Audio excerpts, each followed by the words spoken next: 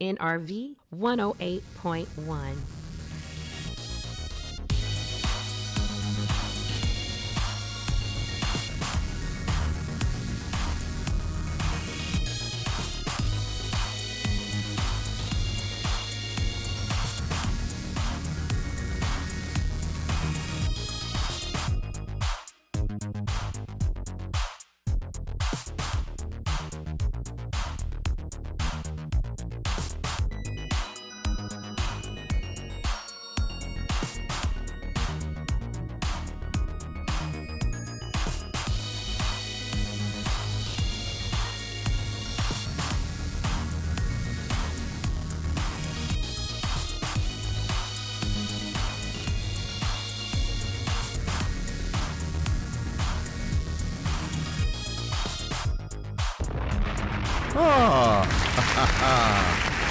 Welcome again to the headline. I am your host, Larry H. Gardner.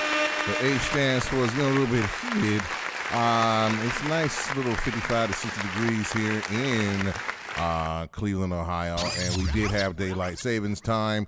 That just came up. So the thing is that I wanted to say to everybody that listened last week, thank you very much for taking the time out and doing so.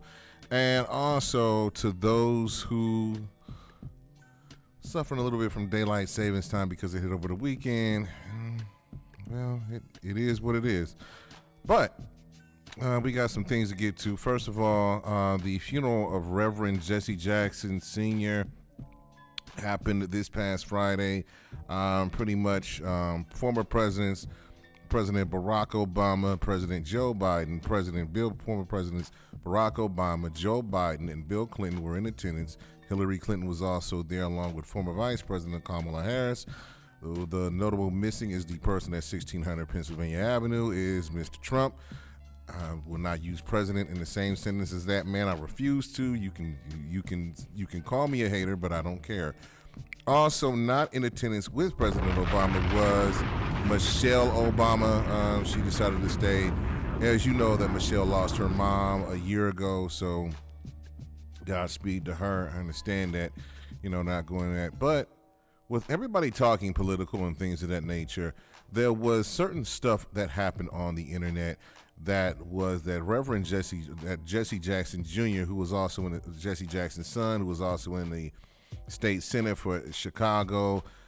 He was convicted of fraud in, I think, 2014, and he had to do 38 months in prison for campaign fraud. Said something that, these former presidents didn't know my father, and a lot of controversy.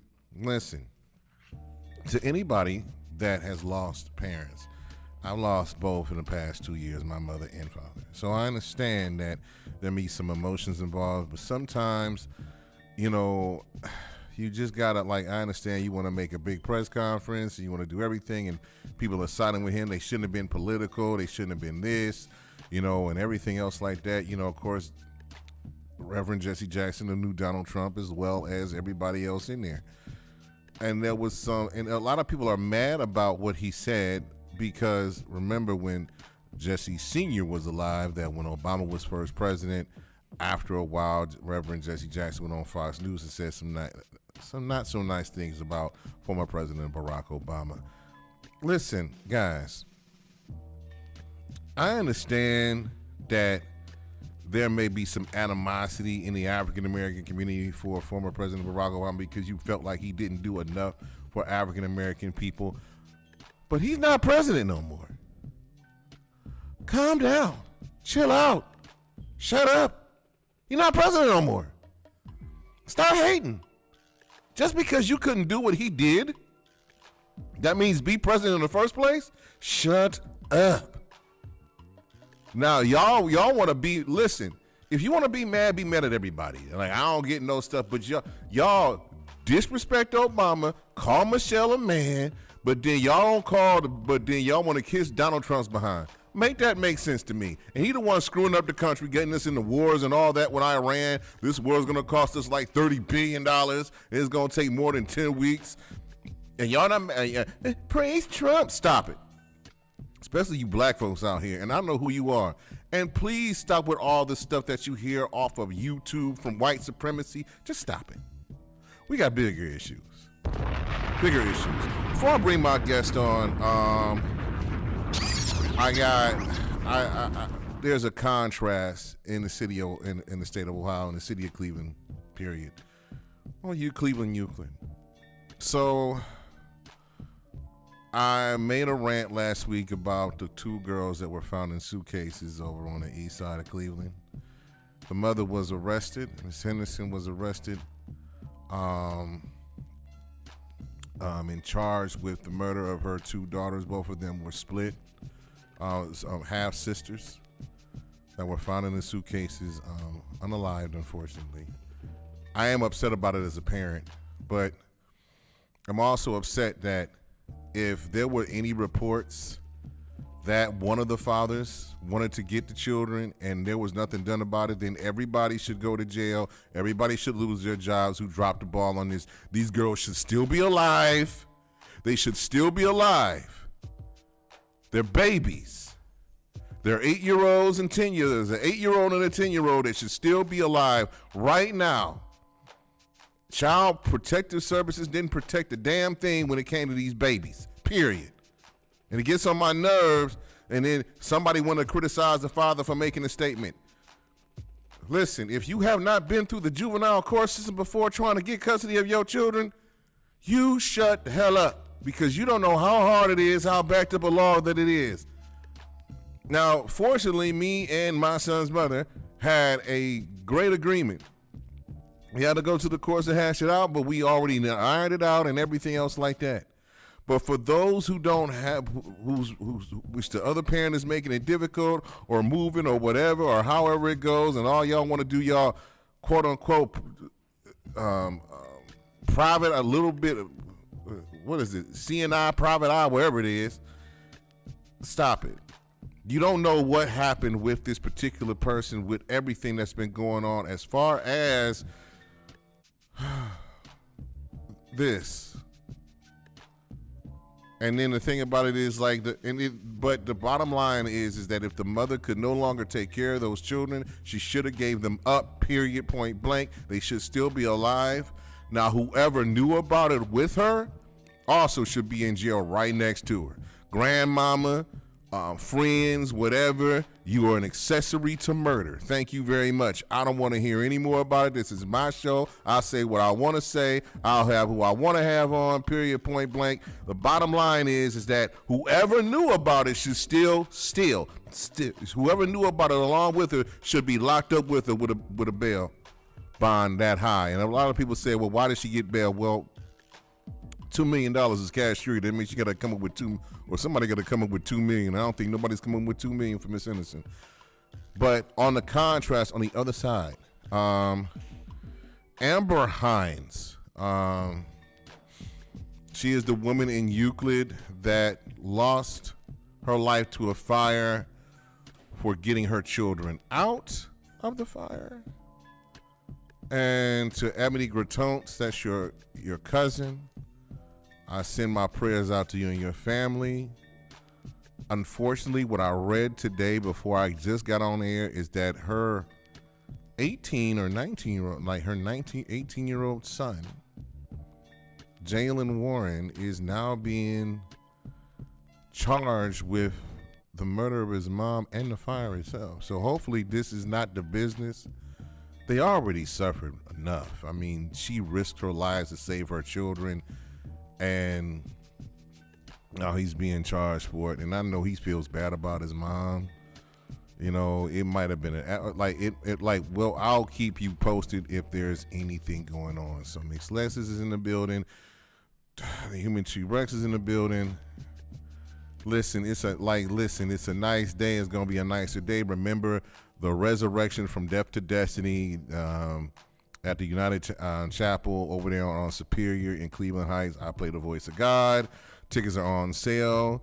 If you get them between now from me and Sunday, now and Sunday, instead of the $30 with dinner, it's going to be $20 with dinner. So all 3 seats are available Friday, Saturday, and Sunday. By the way, though, Saturday The 4th, which is the day before Resurrection Sunday, they are selling out fast.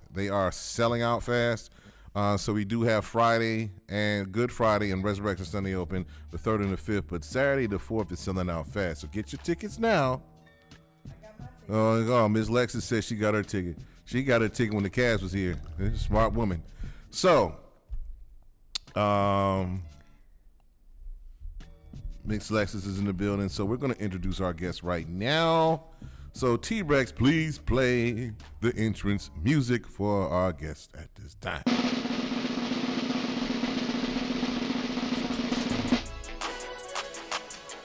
The reason why I'm playing this new age beat for principle, because this woman believes in principle. This woman believes that when she's elected to District 19 in the state of Ohio, that she'll bring principle to those people that she represents. Please welcome her. She's got her hubby with her. That's always a great sign to have black love in the building. Please welcome my guest here today, Miss Dionna Gore.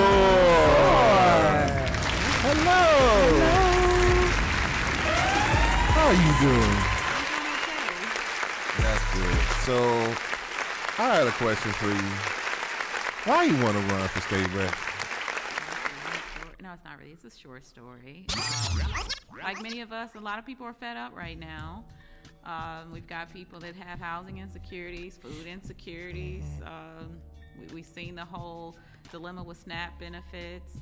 We've got folks that are worried about their property taxes and, been in their houses for over 50 years and may not be able to stay in their homes, So we got education issues. We got disparities within our school systems. We are lacking funding with our schools in the public school sector. And I've done my part. So I've raised my son. I've been active and involved in education, small business, healthcare, and I want to be a difference and provide solutions. So what have you done before? Running. Before running, I'll just give you kind of like a playlist here. So we've owned a child care center for a little over 10 years. I currently work in the healthcare sector for a health insurance company as a sales executive. So I manage a couple million, actually quite a few $1 million for that organization, which requires me to negotiate with folks that we always don't align in the beginning. So I've been doing the work. It's just a matter of continuing it at a different level. So a different level. So yeah. So your desire to run for state rep, and you want to tell what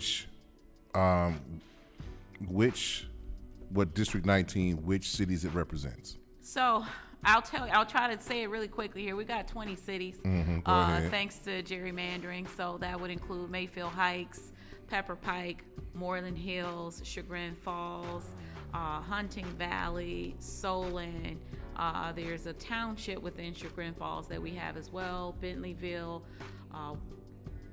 Walton Hills, Oakwood Village, Brecksville, Independence, Seven Hills, Cuyahoga Heights, Newburgh Heights, Old Brooklyn in Cleveland, Brooklyn Heights in Cleveland, or Brooklyn Heights is a part of the district as well. I don't even think I named all 20 of them, but it's quite a few. We've got over 120 residents that we plan to serve.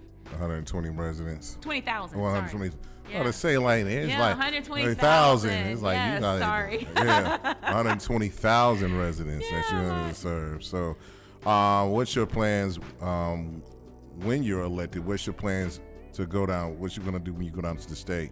Oh man! So as we know, healthcare is a main concern. I think it impacts every household pretty much. A lot of people don't know that on the state's budget, over 50% or roughly 50% of the budget falls up under Medicaid and Medicare. So the money's there. We just got to figure out a way to provide the best outcomes and solutions for people that otherwise need it.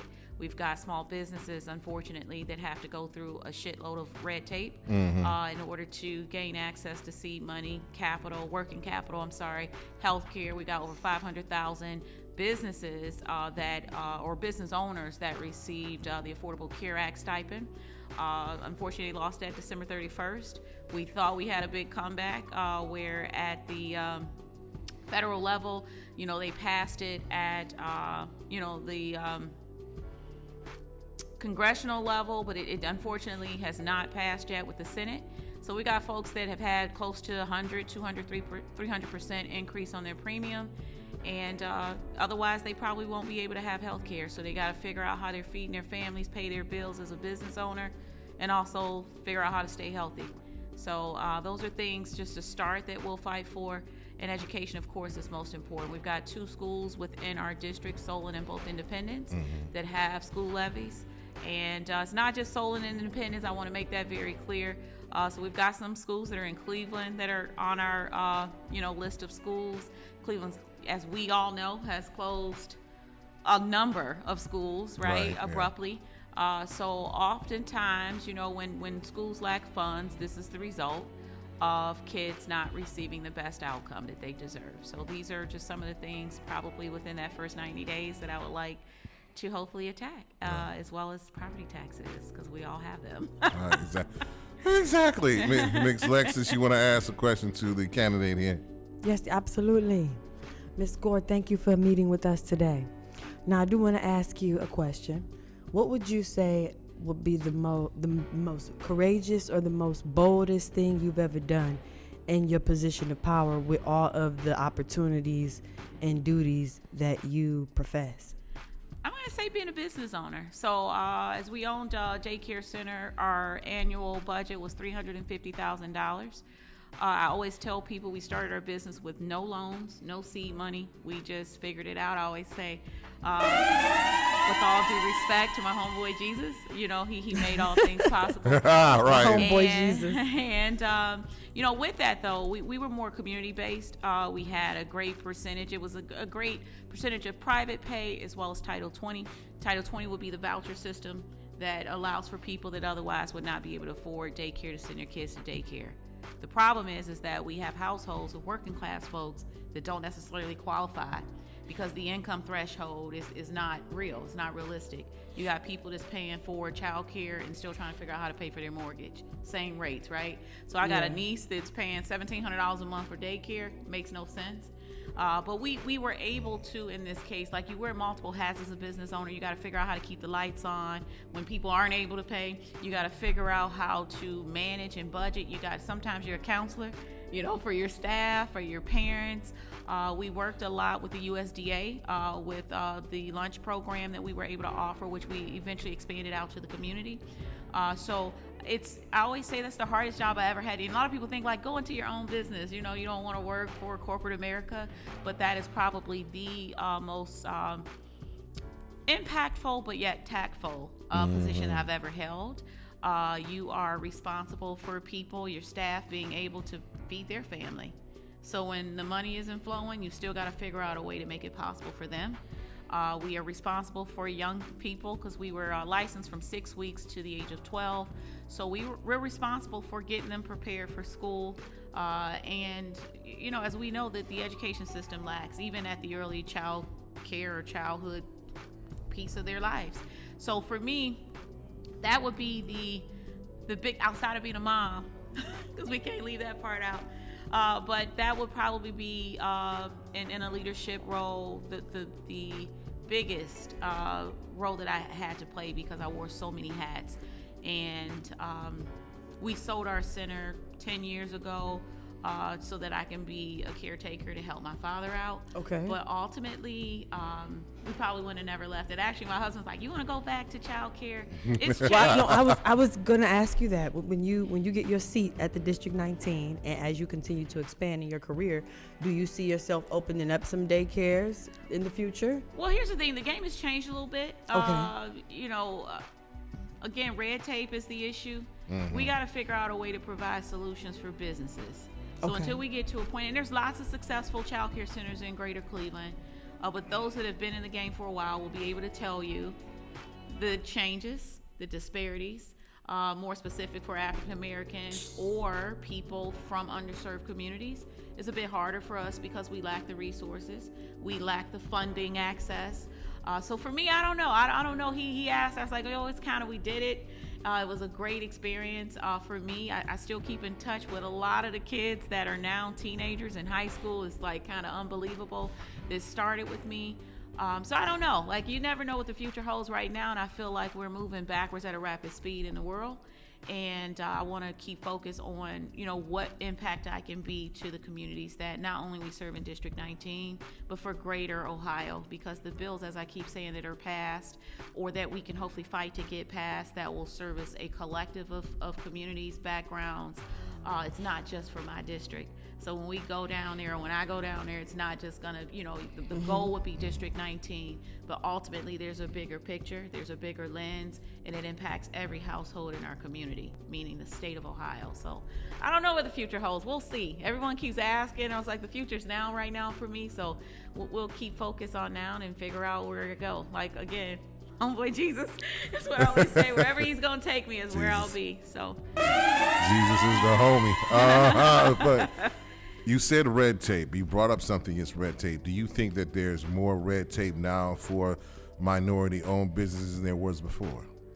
I think it's not new, right? Right. That's the reality.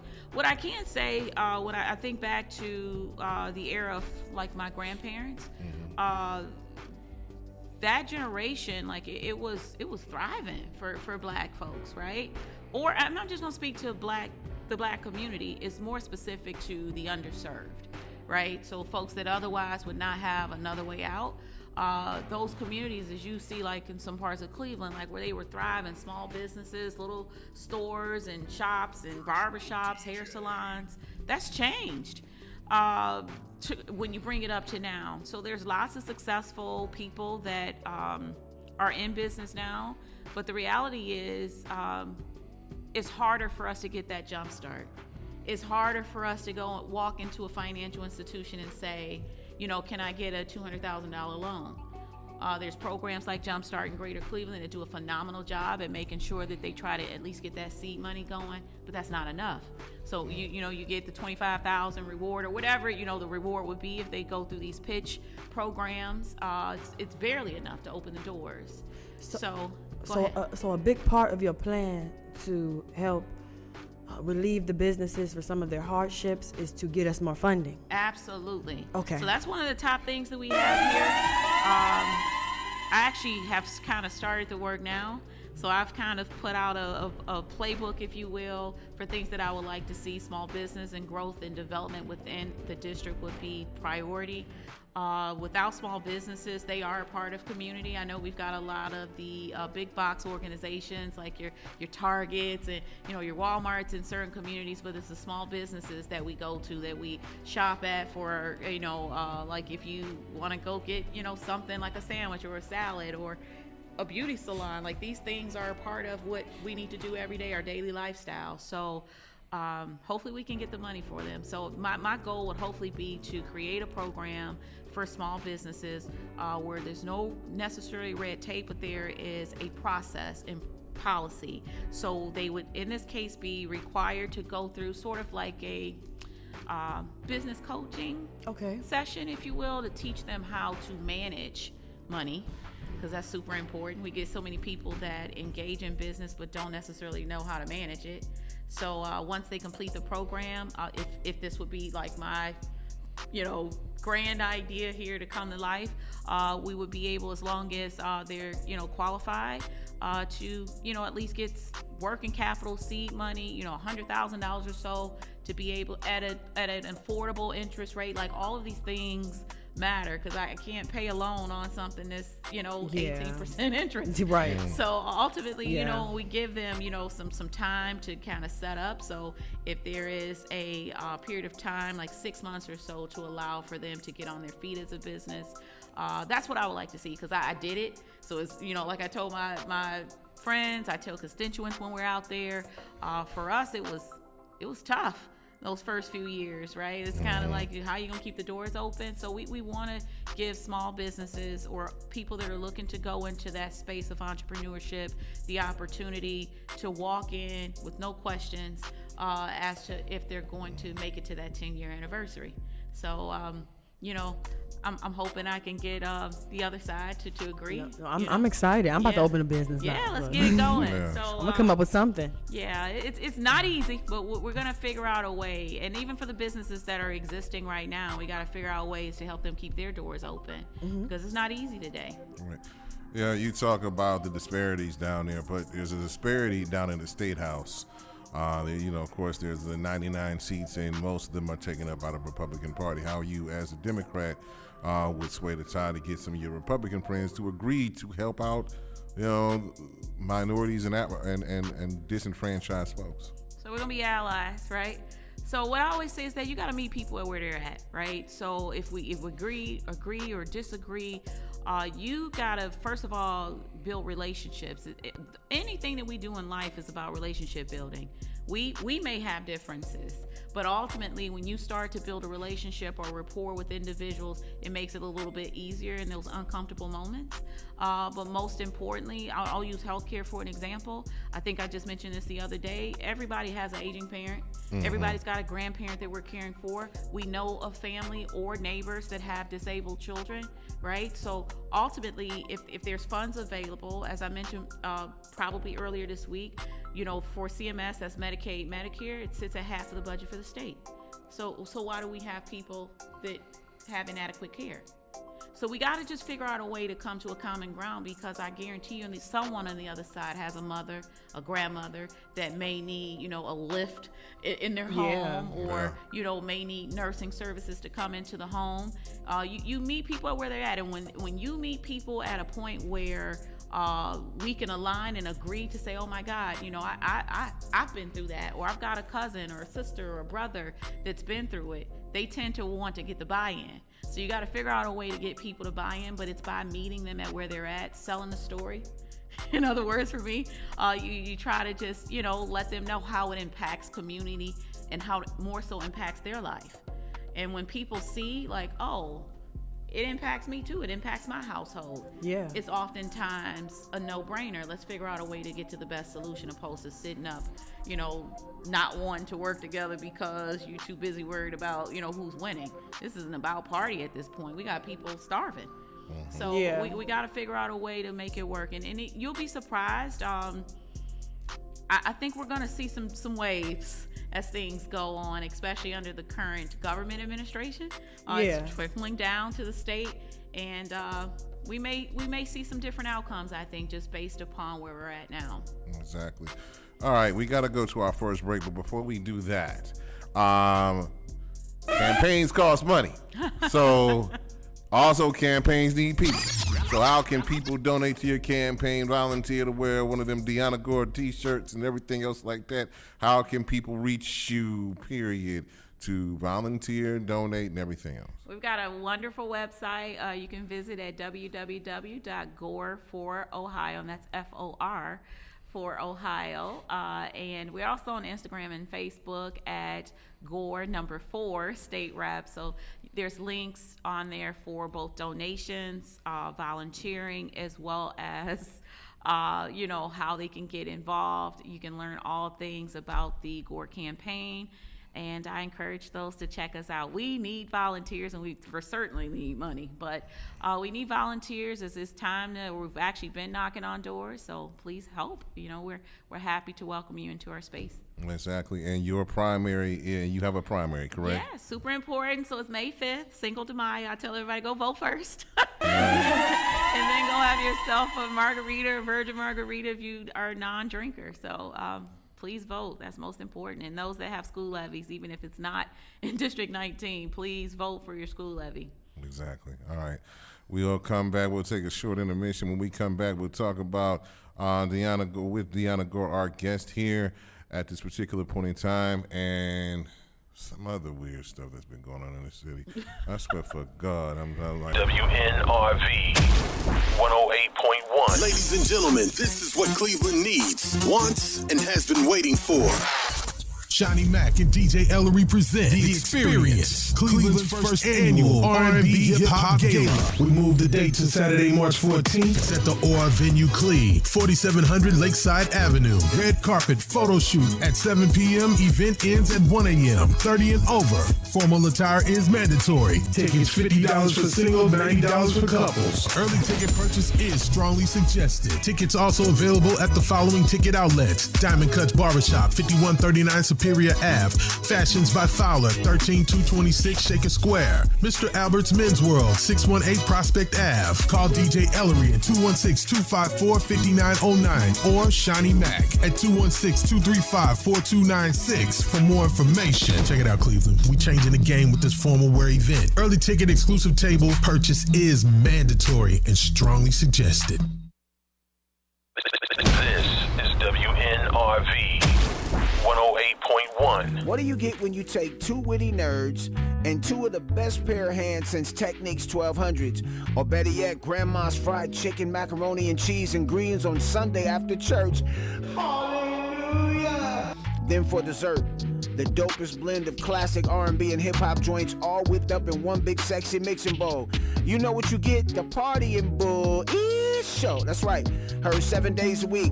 Make sure you check your station for days and times. It ain't what you used to, and it's better than what you thought. It's the most unprepared show on the planet. You never know what we gonna say or who's gonna stop by. It's the Party and Bull Show with Dave Tolliver, Tiffany Nicole, DJ Cochise, and DJ Deuce, aka the Final Four. Turn it up in the whip, turn it up loud on Saturday while you cleaning. We the best, and I ain't talking about DJ Khaled. We up and we on. Check your stations for days and times. Party and Bull-ish, cause everybody loves a party, and Bull-ish ain't always bad. I holla, yeah man.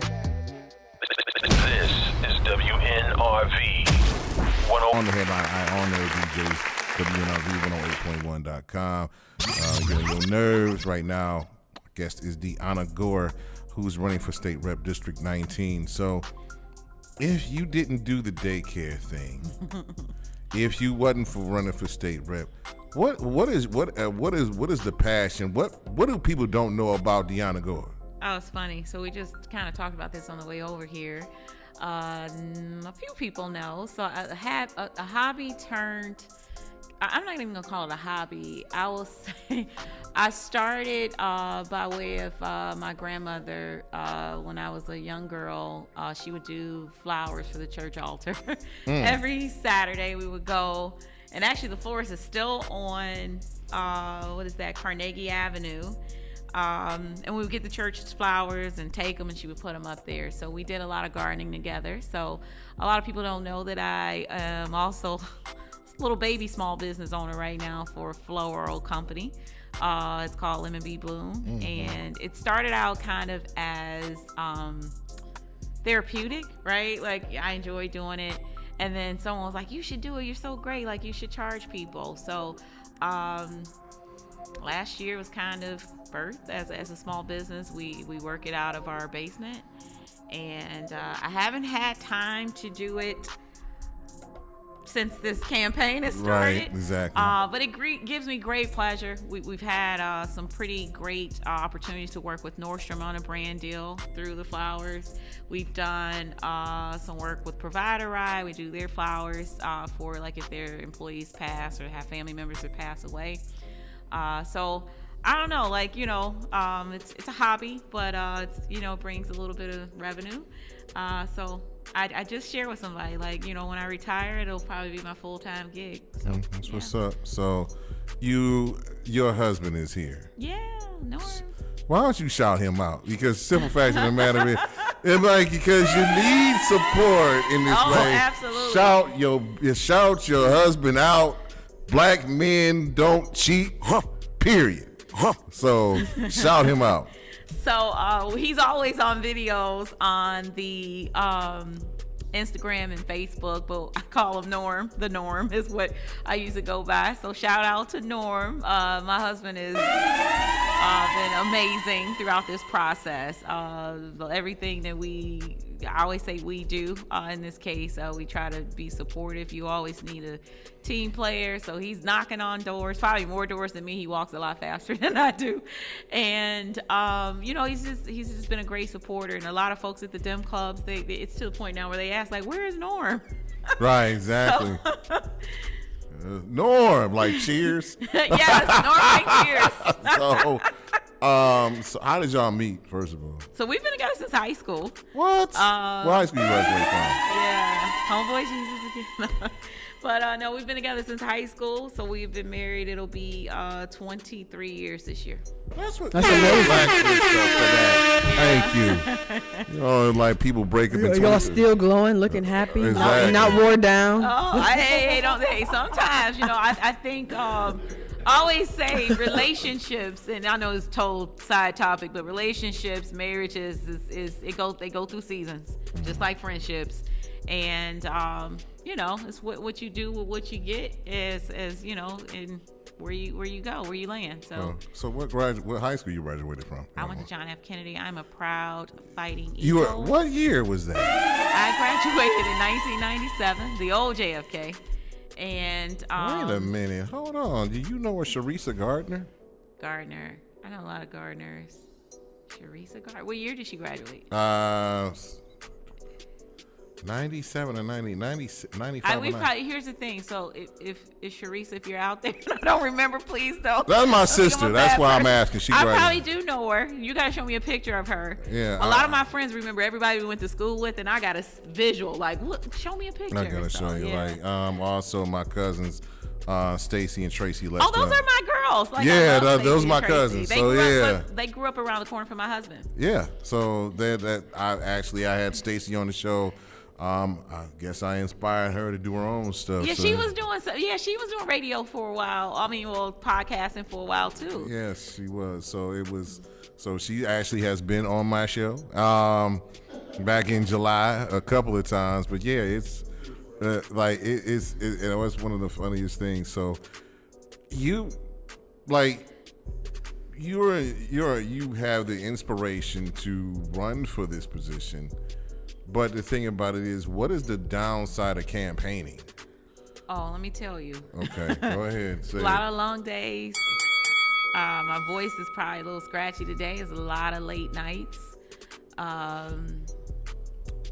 The process in itself is not built for the weak. I'm gonna be honest. But you keep going nevertheless. Again, you gotta know what you're fighting for. And this is, for me, bigger than a title. It's bigger than an agenda.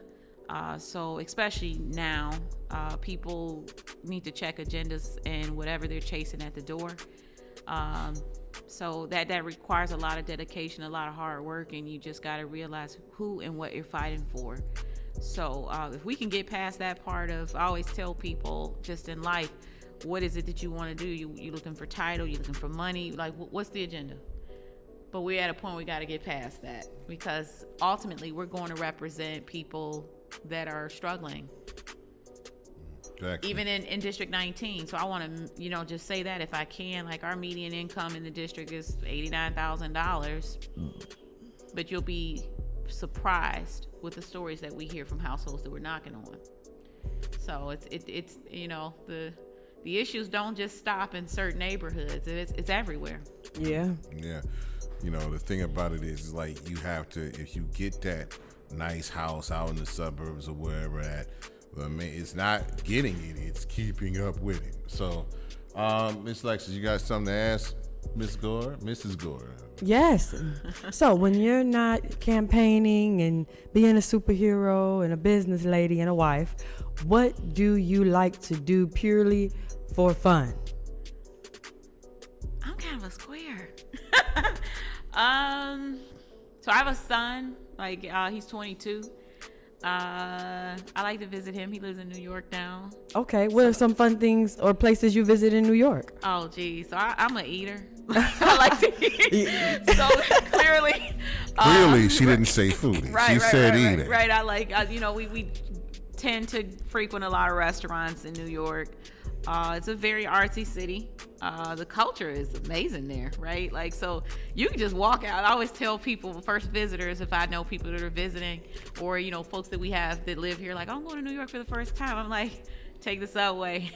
That's where the real party is, right? If you want to see entertainment, Yeah. you get to see anything down there. But as far as fun, like, I love music. I really love live music. So jazz is actually surprisingly, for a lot of people, like, you like jazz? Like, I do. I like jazz a lot. So oftentimes my husband and I will go just, you know, check out a local band. That's like my fun night. And then I'm in my mid 40s, so by like 11, I'm ready to go night. But not as of late. So I haven't been able to really do anything fun yet, you know, for a while now. So hopefully it's coming. My son is like, when are you coming back to visit? It's coming, Nigel. That's after this is over with, my son. After this is over with, Nigel. This over with. So, what is the best thing that you have experienced going out campaigning? Meeting people. So we started petitioning actually back in maybe mid-September. We had our signatures well before, you know, the deadline. So with the weather still being nice, we were still going to talk to people. I want to know what's keeping people up at night. I want to know how many kids you got. I want to know what struggles you've been through. I want to know, you know, how long you lived in your house. Like, you'll be surprised. I will say, there's a gentleman, he's 90-ish years old. He's in Mayfield Heights. His name is Angelo. I will never forget this guy. He was amazing. And he welcomed me on his porch. He offered me a Pepsi. Like, he told me about his granddaughter. Like, so you want to hear those stories, because the only way we can provide solutions for people is by connecting. So we got to figure out what's happening in households, even if it's over a Pepsi on the porch. No, I gotta say, you're not doing the real door-to-door knock grind if somebody don't offer you a cold Pepsi. Yes, Right. and it was I'm warm sorry. out. He was like, it's warm, you need a Pepsi. And at the time, my husband and I would like kind of conquer and divide on the same street. So he would do one side, I would do the other. And he would come back like, you down here, you know, talking. And so I'm a talker naturally, but I think connecting with people is super important. That's what I enjoy the most out of it. And it keeps you hungry. It keeps you prepared. It keeps you knowledgeable about what's happening that we don't see or that we may not hear. So that's been the pleasure in all of this, just meeting people and just figuring out ways that I can be of service to them, even if it's that porch sitting with a Pepsi. That probably made his whole week, you know. So it was awesome.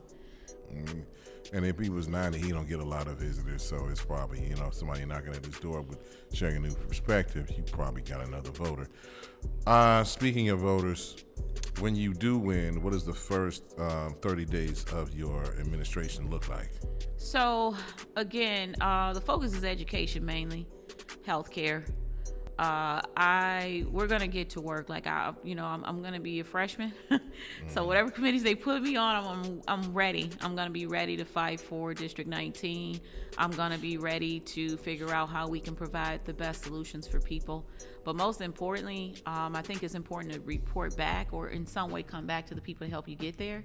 To have conversations with them, to keep them in the know with what we're doing. Even in 30 days, this is what we're doing. This is what we're working on.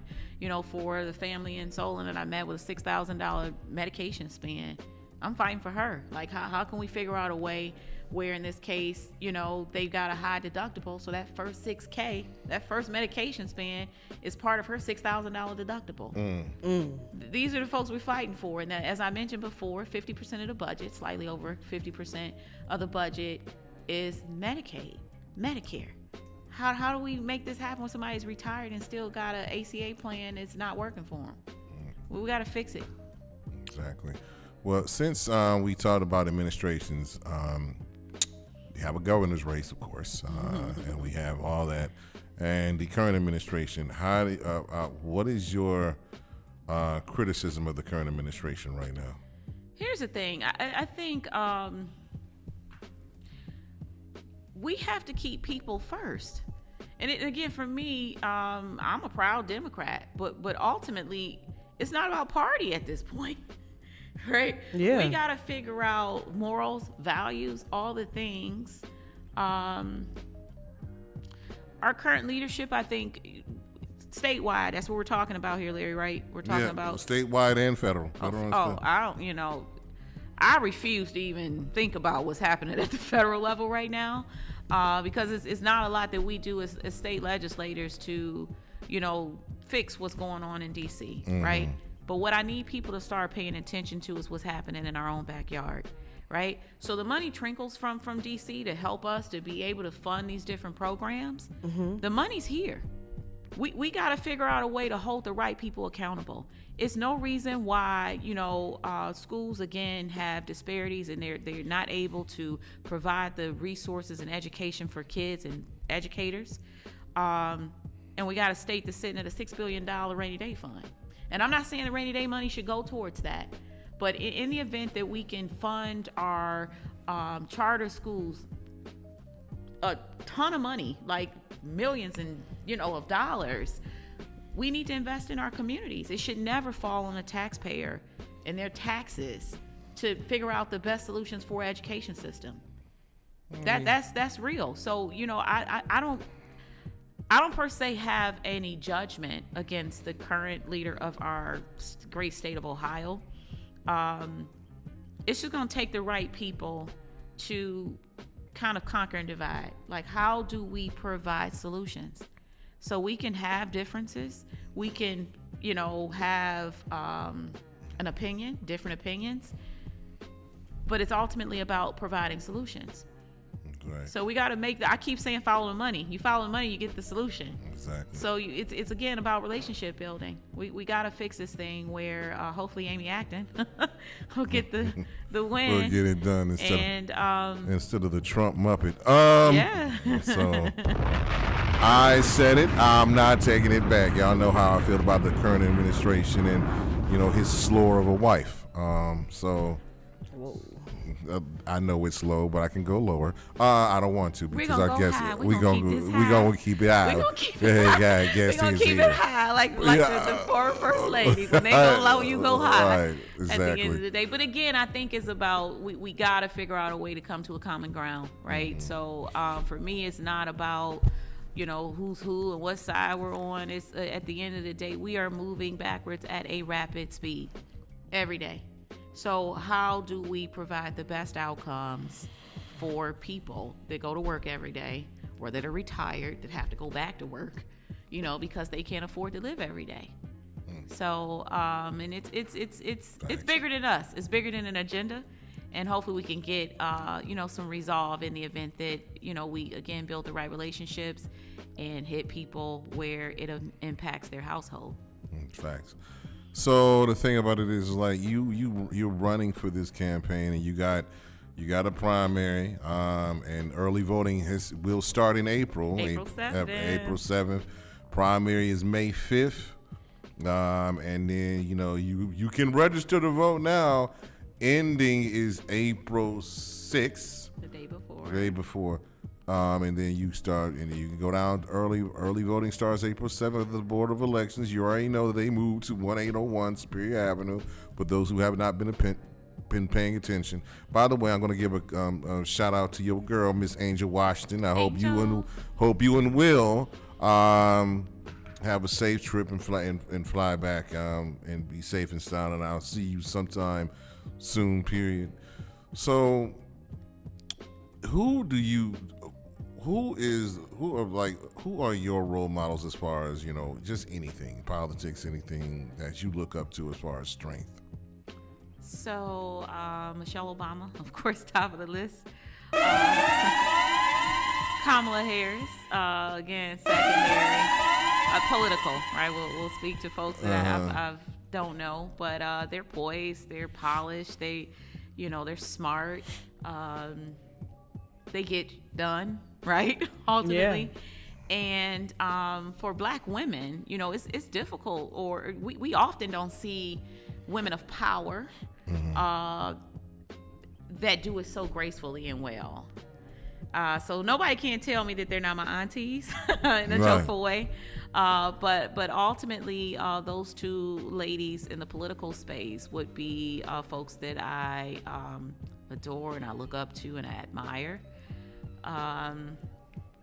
In my everyday life, It's every black woman is doing it, or every woman, because it's National International Women's Month. Yeah, it is. Well, it was National, International Women's Day, Day. sorry, on Sunday, but it's Women's History Month.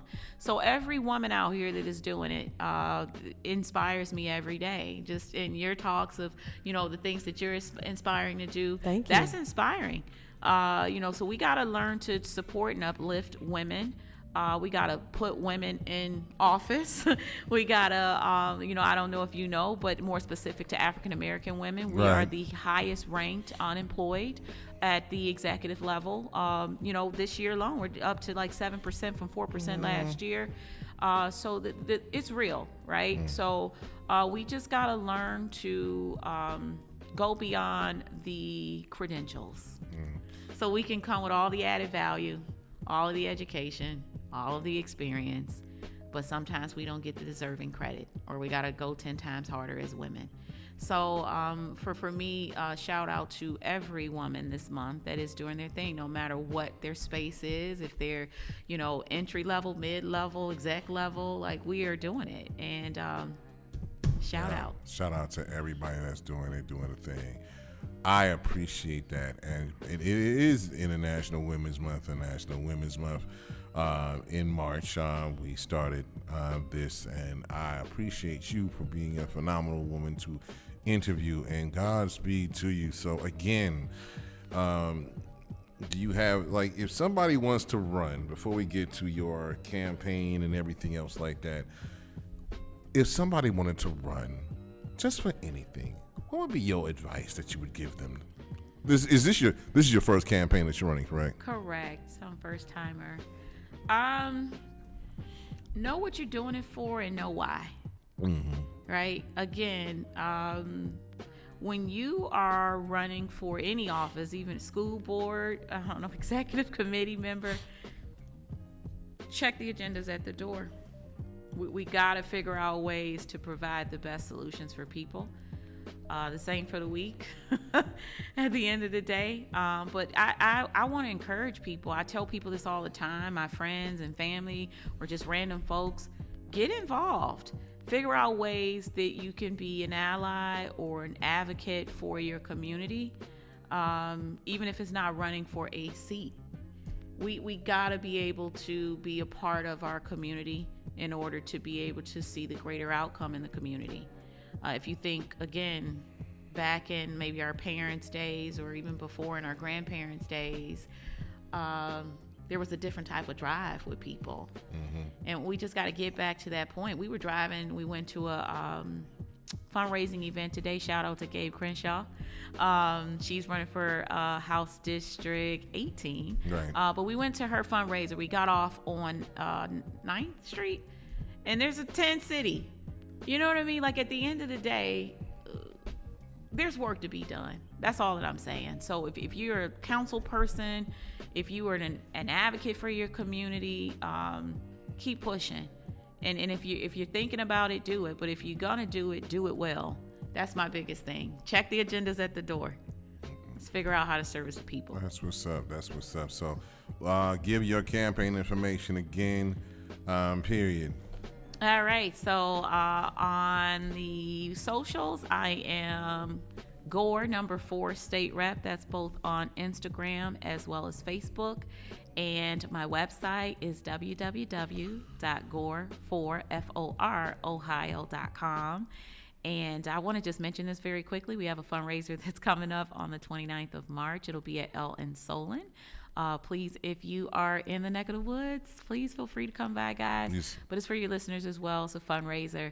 And then I'm doing something super spectacular for Women's History Month next Friday, March 20th. Again, at Solon Center for the Arts, it'll be at. But it's a night of engaging conversation for women about politics and all the things that we go through. But it's also kind of like where petals meet the politics. So we'll walk away with a beautiful bouquet of flowers. So please come. Oh, yes. I'm going to get that information. Spread so I the can word. We will be there from the hours of 6 to 8 next Friday, Solon Center for the Arts. So I would like to say thank you for being here. Of course, I'm going to also send a shout out. I know it's been a while and it's going to sound crazy. Happy birthday to Pastor Aaron Phillips of Shore Baptist Church. He's going to be 60. I'm going to attend his birthday party. Also, to everybody, like I said, the Resurrection from Death to Destiny in Cleveland Heights. You want to attend it, got tickets, please come out. Also, for everybody that's doing basic things, come down to Dionna Gore's fundraiser. Just know the people that you're voting for. First of all, participate in the voting process. It's the first thing. Alexis, you registered? Yes, I am. Okay. I just want to make sure. Yes, I am. I just want to make sure. I don't want to have to throw you to the morgue door again.